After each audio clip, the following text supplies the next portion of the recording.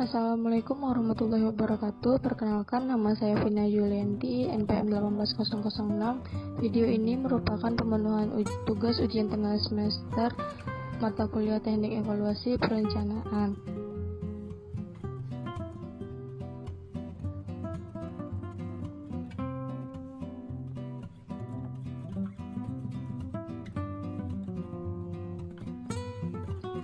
Judul yang saya ambil adalah tentang evaluasi pemanfaatan aset barang milik daerah dengan analisis cost and benefit atau CPA pada Stadium Mandala Krida Yogyakarta. Berikut ini merupakan kerangka berpikir atau acuan dalam pembuatan tugas ini, yang mana sebelum evaluasi adanya metodologi, kemudian proses analisis, dan hasil akhir adalah hasil. Karena dalam analisis ini kita akan membahas mengenai aset dan barang milik negara, maka kita harus mengetahui apa itu aset dan apa itu barang milik negara.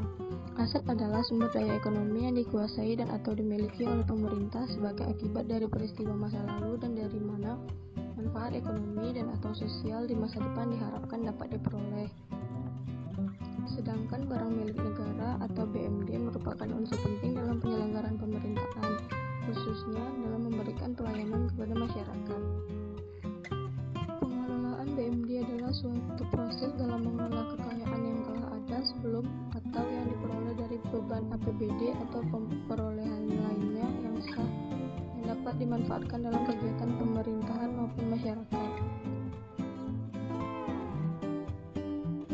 Selanjutnya adalah metodologi. Metodologi yang digunakan dalam analisis ini ada dua, yaitu pendekatan cost and benefit analysis, kemudian SWOT, yaitu strengths, weakness, opportunities, and threats. Nah, tahukah kalian apa itu cost and benefit analysis serta SWOT?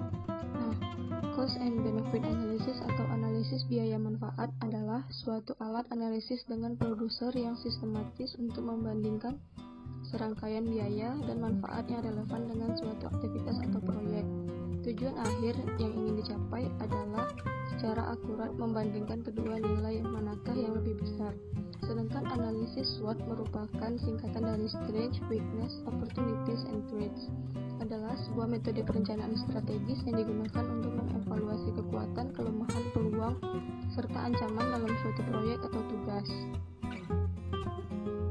Alat yang digunakan untuk memetakan faktor-faktor tersebut adalah matriks SWOT. Matriks ini dapat menggambarkan secara jelas bagaimana peluang dan ancaman eksternal yang dihadapi disesuaikan dengan kekuatan dan kelemahan yang dimilikinya.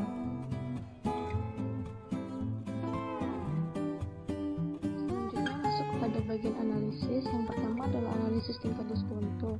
Tingkat diskonto ini ditentukan dengan menggunakan metode cost of equity. Pada tabel di samping disampaikan asumsi yang digunakan dalam perhitungan tingkat diskonto.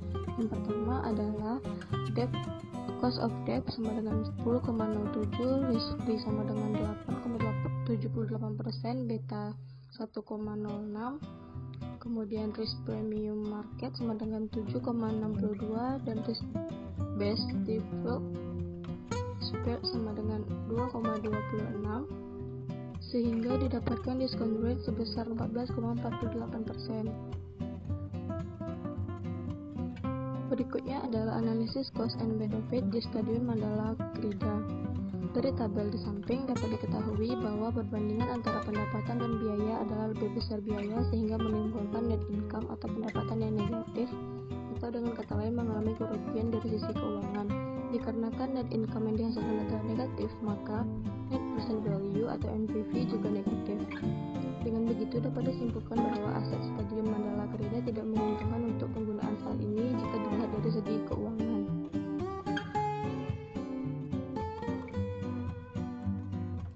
Selanjutnya adalah analisis pemanfaatan SWOT. Analisis SWOT faktor internal strategis ada dua, yaitu strength atau kekuatan dan weakness atau kelemahan.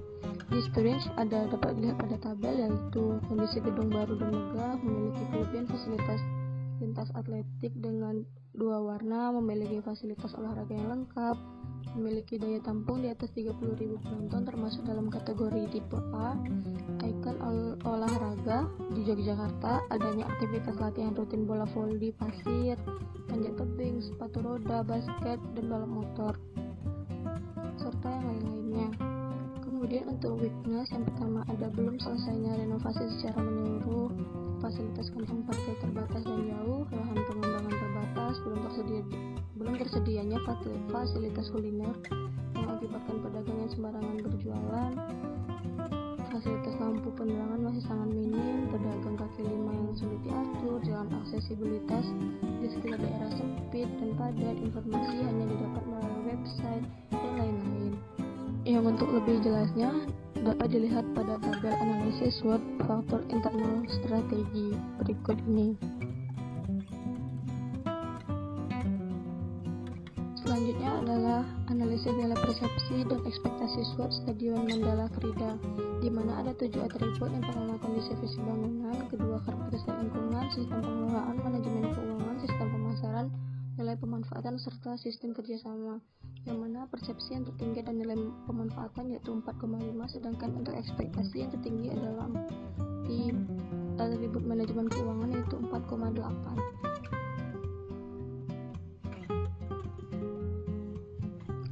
Dan yang terakhir adalah analisis matriks SWOT di Stadion Mandala Krida, yang mana berdasarkan tabel yang sudah tersedia pada layar, di Stadion Mandala Krida secara keuangan memang terdapat kerugian, akan tetapi Stadion Mandala Krida merupakan fasilitas publik yang terdapat unsur pembinaan olahraga untuk bibit-bibit muda.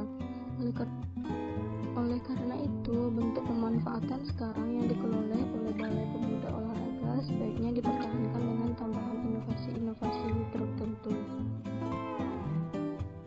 seperti dengan melakukan pengembangan wisata minat khusus seperti sport tourism, peningkatan keterlibatan masyarakat dalam pengelolaan, perencanaan konsep marketing secara matang, perluasan jejaring kerjasama dengan pihak luar negeri, pengembangan fasilitas untuk niche bertema sport tourism.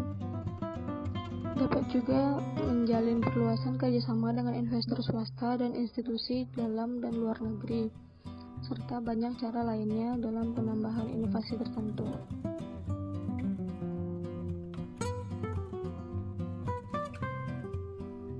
Kesimpulan yang didapatkan dari analisis ini adalah pemanfaatan Stadion Mandala Krida sudah sesuai dengan peraturan tata kota dan peruntukan yang ideal sebagai sarana olahraga.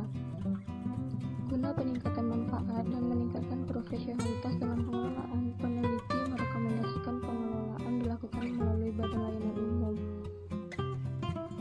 Pengelolaan melalui BLU atau Badan Layanan Umum lebih fleksibel di dalam pengelolaan, efisiensi, dan optimalisasi produktivitas, tetapi juga tetap mengedepankan pelayanan kepada masyarakat.